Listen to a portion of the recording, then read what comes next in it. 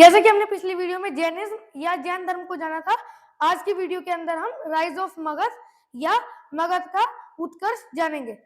जैसा कि हम जानते हैं कि जो मगध है वो 16 महाजनपदों में से एक था, जो कि एंशिएंट इंडिया का पहला एम्पायर बना। यह आज के समय के बिहार के पटना, गया, नालंदा और शाहाबाद डिस्ट्रिक्ट को कवर करता था और इसके साउथ में अवंती था, नॉर्थ वेस्ट में कौशल और नॉर्थ में वज्जी था।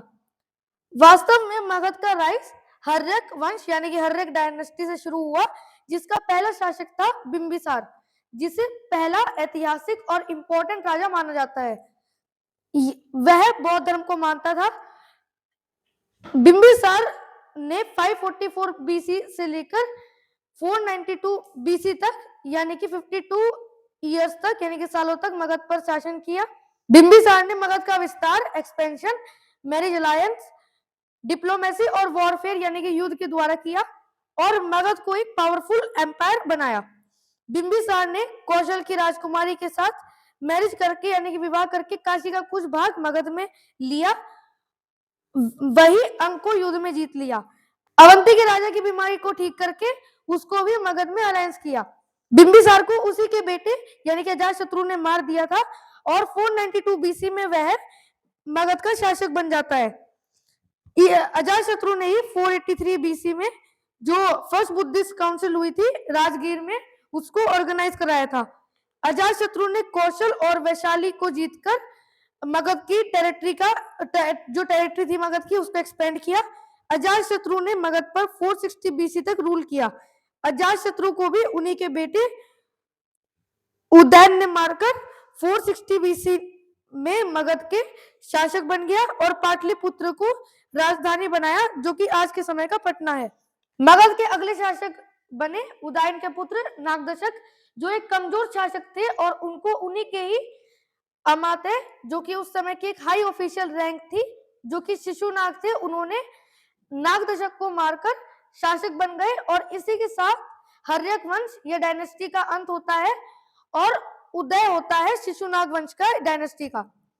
शिशुनाग वंश, जो शिशुनाग डायनेस्टी है उसके फाउंडर शिशुनाग थे, जिन्होंने 413 बीसी से लेकर 396 बीसी तक मगध पर रूल किया। शिशुनाग ने अवंती पर अटैक करके उसको मगध में मिलाया और राजधानी को पाटलिपुत्र से वैशाली शिफ्ट कर दिया। शिशुनाग के पुत्र कालाशोक या काकवर्ण नेक्स्ट मगध के रूलर बनते हैं और 496 बीसी से लेकर 368 बीसी तक शासन करते हैं। जो काकवर्ण थे उन्होंने 383 बीसी में सेकंड बुद्धिस्ट काउंसिल को वैशाली में ऑर्गेनाइज कराया था। काकवर्ण ने मगध की कैपिटल वैशाली से फिर से पाटलिपुत्र शिफ्ट कर दी। शिशुनाग डायनेस्टी के लास्ट रूलर थे महानंदीन, जिनके इलिजिमेट यानी कि नाजायज बेटे थे पद्मानंद, जो कि एक शूद्र महिला से जन्मे थे।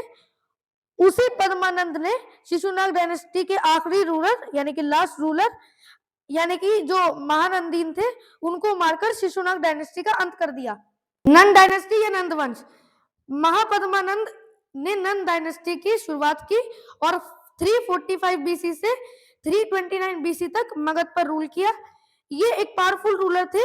महापद्मानंद ने जो नॉर्थ इंडिया था उसकी लगभग सभी क्षत्रिय जो डायनेस्टी थी उनको खत्म कर दिया था। यह कहा जाता है कि उनका कोई भी राइवल नहीं बचा था। इसके बाद धनानंद, जो पद्मानंद के 8वें पुत्र थे, वो मगध के राजा बने और उन्होंने 329 बीसी से लेकर 321 बीसी तक शासन किया।